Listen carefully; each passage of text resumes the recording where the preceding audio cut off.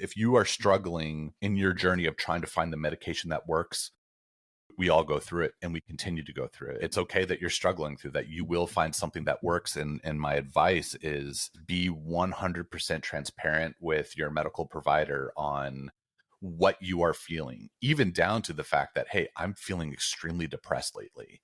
I don't know why. I'm working through this. I'm working through that. I'm having trouble. Whatever it is, be transparent. When you take a medication doesn't work, I told my psychiatrist, my anxiety was through the roof. I don't know if I can do this. We had an emergency meeting. We quickly adjusted my medication. Welcome to Successful with ADHD. I'm Brooke Schnittman. Let's get started.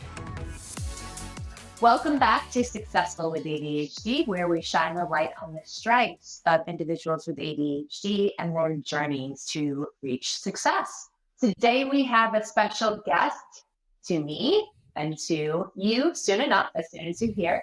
His name is Chris Nowicki, and Chris has been in aerospace defense industry for over 16 years. How cool is that, right? Overcoming his own ADHD challenges throughout the years, and is currently pursuing a new career as a software engineer. And in his free time, loves to smoke weed. Welcome, Chris. Hey, thank you, Brooke. Thank you for having me. This is an honor to be on your podcast. Thank you, my friends. Thank you. You're so welcome. Mm-hmm. So tell the viewers what your journey was like what officially got you to get an ADHD diagnosis? Yeah. It really comes down to when I was in 6th grade. So my parents started to notice something a little bit different with me, especially in how I was learning. My grades were dropping. The standard way of what was happening in the classroom, how I was being taught, was not working. And my parents said, let's get him tested. Now, this is back in the early 90s. So when this was kind of a newer diagnosis, I think around the late 80s, early 90s. So I went through testing for a day, got my diagnosis, and was put on in the early days, kind of Ritalin. And I think that's the history, from when I got first diagnosed in 6th grade. From there on out, it was just a struggle all the way through high school to try and figure out, how is my brain working? I didn't even understand how my brain was working. I was still coming into my own. My GPA in high school was, 2.3. I mean, it was very, very low. When you looked at my scores, you would go, well, I'm very bright in math. I'm very bright in chemistry, anything that involved logic and, very structured, which I know a lot of you out there can understand from who are learning about your diagnosis. And it was just horrible. I would go in the special room for tests. I would be able to take my own time. I got my own time on the SATs. But it wasn't until college. So, throughout high school, it was just, I think in my mind, surviving, figuring out what worked to get through high school, because I was taking courses that did not engage what I loved and what I was passionate about. Sure. And so that was kind of the early on stages of, I needed to get diagnosed. My parents were the ones that initiated it, went on medication all the way up through college, and then stopped after college, and then moved on from there. Why did you stop after college? Yeah, so it was one of those, as I was going on in my journey, in college, I actually got 3.7 GPA in college without any changes, right? So I was taking medication. But in college, I was taking courses that I loved. So all involving, and my background is a lot of computer science. Mm-hmm. And I loved it. I was passionate about it. And what I found was, when I was passionate about a specific topic, I excelled. I mean, I was in it. I was hyper-focused. I just wanted to do it all the time. I forget about eating, forget about sleeping, forget about all the healthy things that we do to take care of each other. It was hyper-focus central. And so after that, I started to realize, I'm doing okay, but I'm still not myself. And I didn't feel like myself on medication at the time. It had moved over the years from, Ritalin to Wellbutrin to Adderall. So I was on a stimulant for a while. And I just didn't like the way that it made me feel. And so what I decided to do was, I said, I'm going to do my own test, and I'm just going to stop taking it. And so I stopped taking the medication my junior year of college. And my grades stayed the same. I felt more like myself. I had an appetite again. And I felt, my goofy old self rather than, I don't want to say a robot, but, I kind of felt like a drone when I was on medication a little bit. And it's helpful. I'm not saying it's bad, for people, just for me in particular. But you were able to find something that you're passionate about and do well without the medication. Yeah, absolutely. And that's why I wanted to go into computers, because it was something that I loved and something that I enjoyed. I got exposed to that at a really early age. My dad and I built computers together. And so when I was in college, focusing on that, it was very clear to me. Now, it's kind of funny, though, the way that it worked out. And when I went to college, the college that I went to was Champlain College in Burlington, Vermont. And this college was pretty cool. It was a business school, but it had you focus on your core topics first. So meaning, what are the core subjects to get your degree? Which makes so much sense, right? Yeah. Because if you don't like it, then before year 4. Exactly. You're not wasting your time on Western Civ. You're not wasting your time on any of and those all have their benefits. You learn how to do research, communicate, write well, etc. Yeah. But for me, going into college and being able to do all my core courses first. Now, within that, I had a few mixed items. I had a writing class. I had a literature class, a few things here and there, but they're very, very far and few between, maybe 1 or 2 classes a semester, but they weren't really called your gen ed courses. So after I got my associate's degree in 2001, I decided to take a break from school. I was tired. I was exhausted, and I just wanted to take a break. So I took a break for 2 years, and then I went back to school in 2003. So when I go back to school in 2003, I went to Greenville College in Southern Illinois, now Greenville University. And they said, well, you already have your associate's degree, so your gen eds are waived. And I twist my arm. It was awesome. So very lucky. Sorry, I can't go here. I can't go, sorry, no, I'm not going to go here. But it was really cool from, I would say I'm fairly lucky, that I got to skip a lot of those courses. Now, again, even throughout my 2 years at Greenville College, I still had to take some of the core classes to graduate, but I was taking things like trigonometry. I was taking things like that you love. That all things that I love. There's maybe 1 or 2 things in there that were, I don't want to take them. But overall, though, I wasn't stuck with the Western Civs. I keep on saying that. That's the one general ed that I know of, but, and right. We are very clear that social studies is not your thing. It's not my thing. No. Yeah. Reading, writing, comprehension. That's my disability. Technically, I was diagnosed with reading, writing, comprehension disability.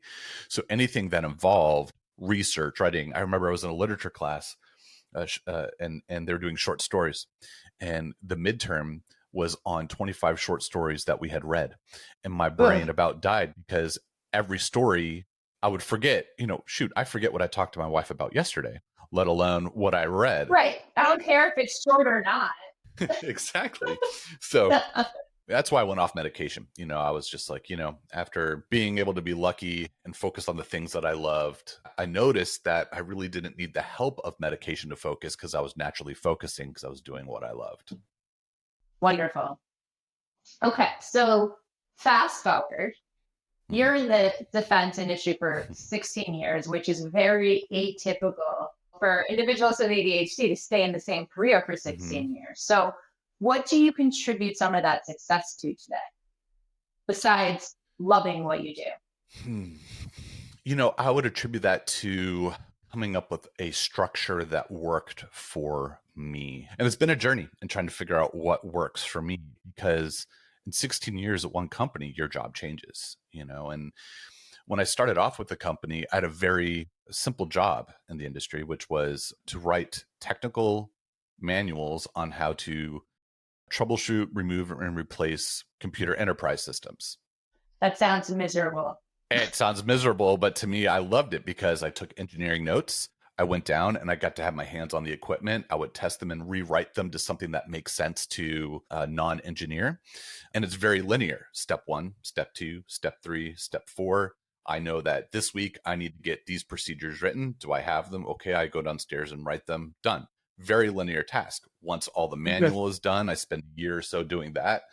Then I write training material and I get to teach people what I love. Here's how you do it. And then I would go out and teach soldiers how to maintain, repair, whatever it is that I was teaching them to do. So it's very linear. I think that's the key here. That's probably going to be the key theme in the way my brain works from a neurodivergent standpoint is I'm a linear thinker, right? And it changed over the years. That's just what I did from 2007 till about 2000, I would say 14. That was my job. I would write training material, technical documentation, go out and train people. And I loved it. I'm an extrovert. I love talking with people and I love teaching new skills. That's something I didn't know that I could do. And it was great. But in 2014, there was an interesting turn in my career that happened. And a lot of people face this turn in their career where they're given the choice to, do you stay as an individual contributor or do you move into management? What do you do? I wasn't pursuing management. Management kind of fell upon me as it was more of, I saw something happening. It wasn't going to work. And so I stepped in as the lead. And so since 2014, all the way up till today, my career has shifted from being an independent contributor to managing people, programs, projects, and budgets. And that brought in a whole new layer of nonlinear tasks that caused my brain to malfunction. And it was a slow process because it wasn't all at once. So 2014, I would say to 2018, I was managing programs, but not people.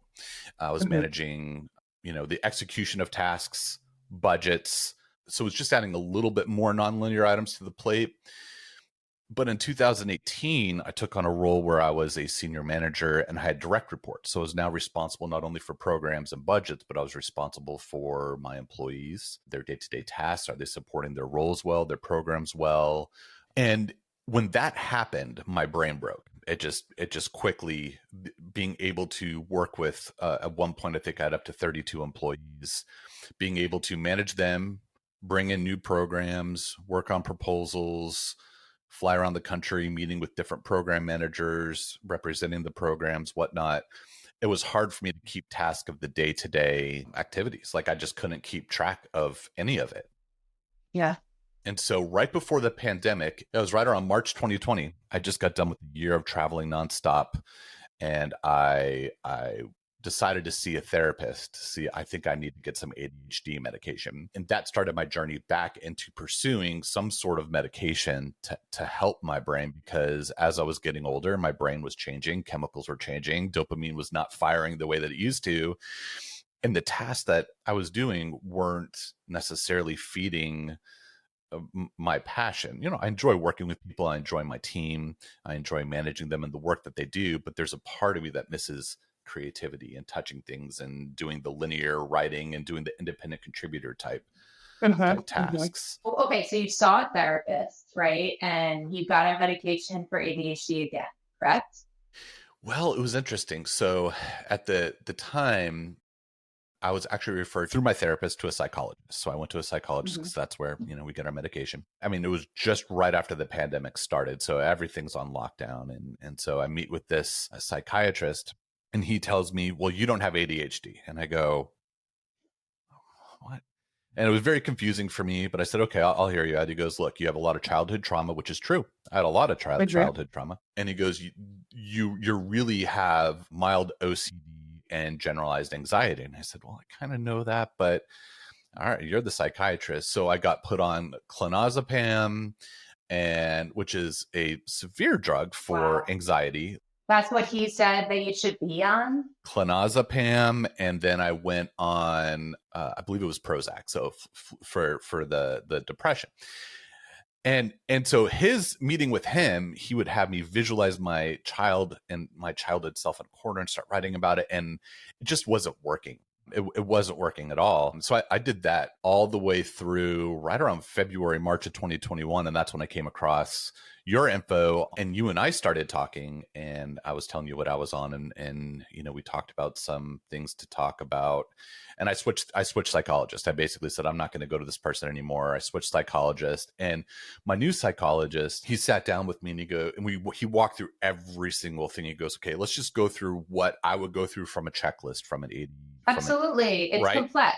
It's not a simple black and white thing. Correct. Not always based on trauma, and everybody's mind is different. My mind is going to work differently than most of your viewers' minds because our minds are so uniquely individual and complex to ourselves. And so I'm from childhood, right? It's all from childhood, and it stems. There's so many factors. How were you raised? What did you eat as a child? Right. It's crazy. What did you see? What exactly? And I also have generalized anxiety, and I find, and Dr. Amen talks about this, that if you have anxiety, that it could help you be more like focused on the things and more obsessive with what you're doing.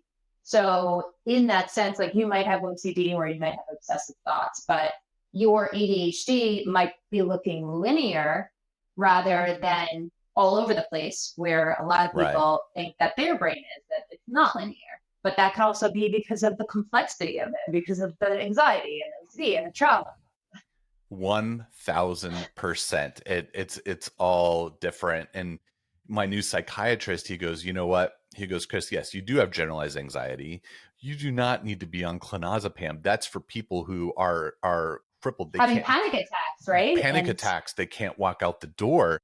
And my OCD wasn't the type that was destructive to my way of life. It wasn't tapping the doorknob 3 times.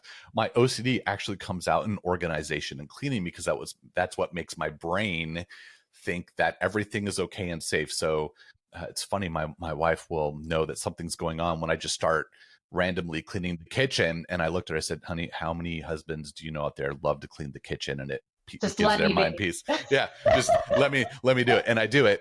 But that's where my OCD would come out. And so after talking with my psychiatrist, he goes, you know what? Let's put you back on Wellbutrin, because it's going to do 2 things. It's going to help you with your dopamine. It helps out. It's naturally a depression medication, and it's going to help out with your ADD. And I did that for all the way up through a couple months ago. I was on Wellbutrin, and it helped significantly with just my generalized anxiety. My mood was lifted. I was able to focus a little bit more, which allowed me to think through what do I need to put in place in my life to allow myself to be productive at work, focus, get my tasks done without procrastinating, which, let's face it, still procrastinate. I mean, I was going through the questions for this podcast this morning, and then that changed to now I'm not on ADD medication. My depression got really bad. And so I met with my doctor, and I talked through all the things that was happening, and we decided to make that the priority, to where I'm now on fluoxetine, so Prozac basically. It's not an ADHD medication, but what it's doing is helping out so much with my depression symptoms that I was having. My mood is lifted, and now I'm doing other things to help my dopamine, whereas medication would normally kick in. Yeah, it's so interesting because everyone, like you said, it's so complex. Someone was saying that there's like 6,000 different types of ADHD, even though there's 3 types, it presents so differently. So one medication like Wellbutrin might work for a while, and then it might not work anymore because you're in a different life situation. And then you might need to try something else. Maybe you need a stimulant. Maybe you need a non-stimulant. Maybe you need an antidepressant. So it's forever changing, and you kind of just have to ride that wave with it too. Yeah, it's a trial by error. I mean, when I told them that I didn't think the Wellbutrin was working anymore, we actually put me on a stimulant again. We got put on methylphenidate. I forgot what. Methylphenidate? Yeah, that one. Okay. Which is like Concerta.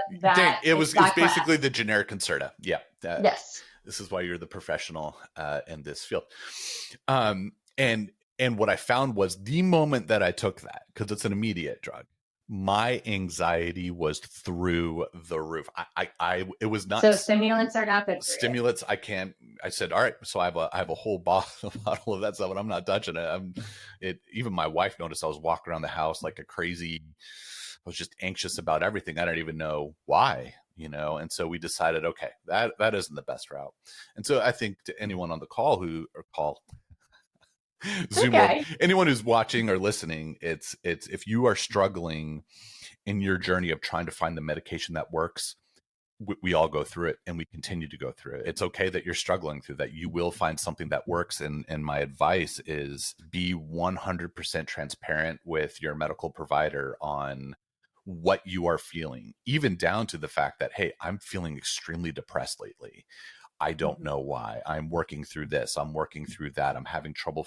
Whatever it is, be transparent. When you take a medication doesn't work, I told my psychiatrist, my anxiety was through the roof. I don't know if I can do this. We had an emergency meeting. We quickly adjusted my medication. So, but you're very in tune with your feelings. You married someone who is in the field. I married a therapist. Yes. You married a therapist. And you've been to therapists, but not everyone with ADHD really understands their emotions all the time. Just people in general, And I know you have to like name it to tame it, but how would you recommend that someone be more in tune with their emotions or whatever they're feeling? There's a couple of resources you can use, and I don't necessarily have links to them, but I'm sure you can find them out. You can use a feelings wheel. If you go on Google, you can look for feelings wheel and charts, and really what it has is it has a column that says sad, but then it branches out to all the different kinds of sad, and you kind of learn that there's so many different emotions in the ranges of being sad, being angry, and you see one word, you go, oh my gosh, I didn't even know that existed, but yes, I resonate with that. That's what I am. And if you're someone who has a hard time really expressing, not really understanding your emotions, go to therapy. I mean, go to therapy. If your insurance doesn't cover it, find a way to make it work. Because even before I met my wife, who's the therapist, I've been doing therapy for most of my life for multiple reasons. Mm-hmm. And therapy can really help you learn to recognize over time what you are feeling. So you can talk about with your therapist something that you're going through, and they may say, how do you feel? And you go, well, I don't know. And then you might describe a few things, and then they can help generalize that for you and start to help you identify and associate words with feelings. So that's one thing you can do. But if you're not in a place where you're able to meet with a therapist right now and you're still struggling through that, go and get a feelings chart, kind of even just talk it out with your psychiatrist saying, I don't understand what I'm feeling, but this is what's going on in my mind. Sometimes your feeling maybe not be sad. Sometimes it could be, I feel like my brain is out of control and going a million miles a minute and I can't slow it down. And I feel like I'm going, that's a way to express it. Express it whatever way you want to. It may not make sense, but the professionals will help you make sense of what doesn't make sense to you. Totally. So you have tried many different things. Mm-hmm. Are you open to sharing? So obviously we worked together. We did some ADHD coaching for a while. Mm-hmm. You did the 101 and then the group, and you've done therapy, but you've also tried some other different types of therapy. Can you explain what you've done? Yes. So I did a therapy for a while that's called neurofeedback. So neurofeedback is kind of interesting. It's where they put a little brain map cap on your head. It does not hurt. They're not going to shock you or anything like that. But what they do is they map the different brain waves, your theta, your beta. It was really interesting. So they map it out and then they come back with a report to you based on your brain waves. And it's kind of cool. The number one thing on my list was ADD. And then number 2 was insomnia. I was having major issues sleeping. So insomnia was a part of that. OCD was 30% of that. Also, how we react in our fight or flight responses. Wow. So yeah, it's really interesting. So how are, as ADHDers or any neurodivergent person, if you are struggling with anxiety or something in a fight or flight response, your brain goes crazy, right? It overthinks. It causes our overthinking part to trigger. I mean, can you only imagine, when I remember when I was dating, and I look back now, the more I understand about my brain, and when I didn't get that text back from a girl that I was interested in, the overthinking that would happen in that moment, because I was like, oh no, I did something wrong. I said something wrong. What's going on? That led you to that F response, which is Right. for you, maybe shut down or 1000%. yeah. Mm-hmm. I'm a freezer also. I freeze, and we call it, I completely disconnect. And it's become more apparent in marriage, because even in marriage, I've only been married for a year and a half now. Yeah, about a year and a half now. My wife will notice that I pull away, and not, I just disconnect. And it's not because I don't want to talk to her. It's because I don't know. It's how I've coped for so long, to just sit on the couch. She calls it the couch sloth. I sloth on the couch. I turn on usually for me, it's Big Bang Theory. That's my show that I know and love. And I just watch it because it brings me comfort, and I don't have to think about anything. You and feel I disconnect. safe. Right.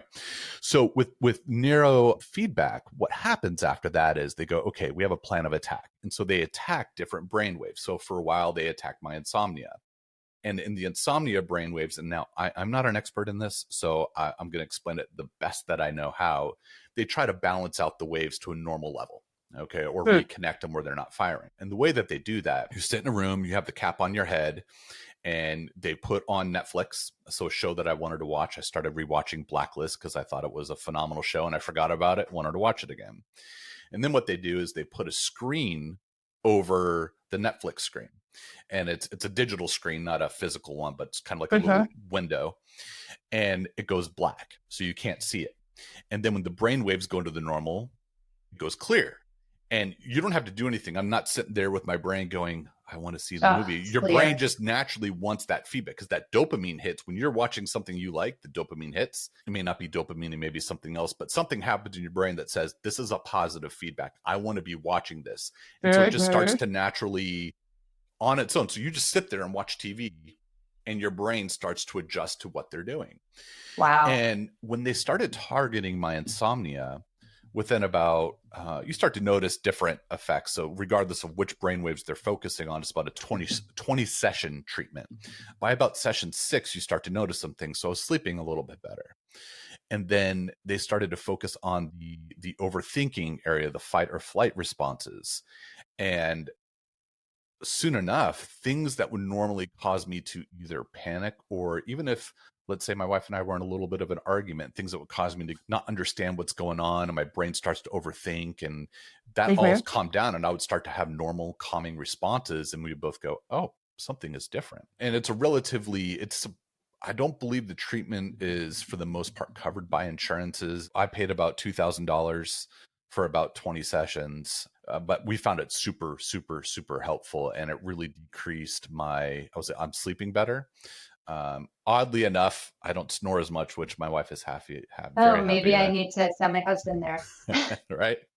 I didn't sleep last night. Yeah. Maybe we both need to go. And some nights I do still snore. I mean, she's now wearing earplugs, so God bless her soul. So that's one thing. All right. You can go look it up again. It's called Neurofeedback. There's a lot of studies on it out there. And I'm in the mindset of, I'm just going to try something and see if it works. If it doesn't work, it doesn't. But if it does, great. Right. Great. The second thing is more of I would say a therapy focus. And it's called EMDR. And, movement, dialectical something. Response, something like that. Yeah. We all have trauma from our past. Well, I hope not everyone, but I know we all have some sort of trauma from our past. The way that we respond to situations in our life are from a certain place in our life. All right. Something that we don't ever remember. They're all imprinted in our brains, in our memories, in our subconscious. So with EMDR, what they do is with someone who specializes in EMDR, you take a look at this light and you just follow it back and forth with your eyes at different movements. So you're doing an eye movement. And while you're doing that, you're processing a thought, a feeling, a memory, whatever it might be. And you work with the therapist to kind of remap a memory. Maybe a good example, let's say you're an introvert and you're afraid of speaking out and you're afraid of standing up for yourself. And in situations where, there might have been a childhood trauma that caused that for you, well, you can do EMDR against that, and you can remap that to where my therapist would say, all right, what would you want to do in this moment? I want to turn into Hulk and smash out. And, you do that in your brain in the moment, and you do what you think you wanted to do the whole time, whether it's being able to speak out, speak up for yourself, and you relive that in your brain while you're watching the eye movement. And what happens is that physical response, whether it's anxiety, whether it's shutting down, whether it could be anything, but it's a physical response. Mm-hmm. That response slowly diminishes, and because that memory is remapped to a new memory that you've created, a new visual of a traumatic event. So you're visualizing that traumatic event, and then you're doing what you've always wanted to do in that event. You're standing up for yourself. You're saying something to someone, whether it's a parent, a sibling, a friend, or whatever situation. Yeah. Yeah. And so many of us go back. I mean, I do this all the time. Wish I said this. Why didn't I think of this? Right? And here you are, do it. Well, and exactly, here you are, do it. But here's the crazy thing that I found myself when I first started EMDR, I was processing a specific memory of the feeling was, I'm not going to amount to anything. Yeah. And it brought me back to a specific childhood memory of when I was a sophomore in high school. I mean, and I'm talking very specific. I'm 42 years old. I have not thought about this since, the early 90s. It was in your subconscious mind. Right. It was, and it just came back and it was playing for me like a movie in my mind. And so I was like, oh my gosh, this is where this feeling is coming from. This is why I feel like I'm going to amount to nothing, because this specific thing happened to me. And so then I was able to reprocess that, rewire that. And it was really powerful. Yeah. So you would recommend to anyone listening to try, all of these things, like all of them have had a positive impact on you? All of them have had a positive impact. What I would recommend is I wouldn't jump straight into EMDR right away. What I would do is I would seek out a therapist who maybe has an EMDR specialist, talk with them about what you're going through, and see if they recommend something that would be helpful to you. Most likely they probably will. If a therapist says, hey, you should probably take EMDR, or you're unsure about neurofeedback, I've had positive experiences to both and would highly recommend it if it's an opportunity that you have. Wonderful. Wonderful. So Chris, what would be your number one success tip for ADHDers listening right now? Yeah. Okay. Keep it simple. All right. Keep it simple. I'm a computer guy, so I love to-do apps. I think in my period of time of talking to you, how many to-do applications did I go through? Oh, I'm trying Tick. I'm trying Todoist. I am trying all these things. And for real, if you spend time managing your to-do apps and not doing the to-dos on the to-do apps, get rid of it. Just get rid of it. Go back to a simple pen and paper, cross it off. I've actually found that being a lot better. At nighttime, what I do at the end of the day at work now, I'm putting what are the 3 main things I need to get done tomorrow. They may change. You may not tackle them, but I'm at least thinking about it. In the morning, I'm reviewing those before I do them. I go and do them. I have a whole other thing for notes, and I go back and check it. To-do apps are good. They're okay. I have a simple one that I use on my Mac called Things, or I just use the simple notes app that comes along with it. But I'm just looking for something that's linear. I just give me what to do today, and I will go and do it. Yeah. Okay. So you know that right now your brain just wants it simple. You don't want to manage another thing. You just want simplification. Super. Because then you start managing that, you're going to become hyper-focused on that. And how can I make this better? We become stuck in the process of focusing on how can I make my efficiencies more efficient rather than being efficient. I love that. That's an amazing place to stop. So for those of the people listening who may want to get in touch with you, tell them what you're up to, because I think that's so cool. Yeah. So last year I went back to school for full stack software web development. You can find my website, Chris Nowicki, ChrisNowicki.io. And that's where I'm just trying to pursue a new career right now, freelancing. I missed the independent contributor parts that we talked about, right? So I'm pursuing a career in software development. Yeah, and after going back to school, that's a whole nother topic, but I did school, passed for a year, and then now I'm just continuing to do what I do. And you're starting a podcast. Yes. So I actually am planning on starting a podcast after a few other things are lined up, but for ADHDers, specifically those that are developers. So how do we work through ADHD as software developers? What tools do we have as software developers to help us, especially now that AI is huge in the developer space and in all spaces? Yeah, I know there's a lot of you listening who are going to want that. And what are you going to call it so people know to come to you? Well, we're still figuring out a name, but I think right now I've landed on neurodivergent coders. Okay. Well, when you get that out, we can update the link in the description. Yeah. And I can update you more on that later. Wonderful. Chris, it's amazing speaking to you as usual. Thank you for coming on to It's an honor being a guest. I'm so proud of you and just this is so cool. This is great. Thank you, my friend. Thanks for listening to this episode of Successful with ADHD. I hope it helped you on your journey. And if you need any additional support for you or a loved one with ADHD, feel free to reach out to us at coachingwithbrooke.com and all social media platforms at Coaching with Brooke. And remember, it's Brooke with an E. Thanks again for listening. See you next time.